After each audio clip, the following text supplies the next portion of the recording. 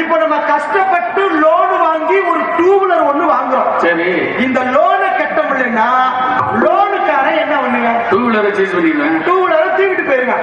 அப்ப நீ பொண்டாட்டிக்காரல வீட்டுக்கு லோனை வாங்கி வீட்டுக்கு லோனை கட்டலன்னா லோனுக்காரன் என்ன பண்ணுவேன்? பொண்டாட்டி குட்டி போயிருவேன். பொண்டாட்டி வேணும்னா பொண்டாட்டி பொண்ணு எதையும் வாங்காத. இப்ப யாருங்க வாங்குறா? புருஷனுக்கு தெரியாம கொல்ல பொம்பளை லோனை வாங்கி சித்திரவதை பண்ணுதுங்க.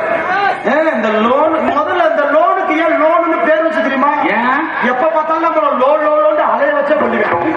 அதனாலதான் லோன். இதுல இந்த லோனை கூட லோன் வாங்குற பெண்களை கூட விட்டுருவீங்க. ஏதோ குடும்ப சூழ்நிலைக்கு நீங்க வாங்குறீங்க. ஆனா அந்த சும்மா இருக்கிற பொம்பளையில நீ லோனை வாங்கணும் ஒரு பொம்பளை கிளப்பிடு பாத்துக்கல.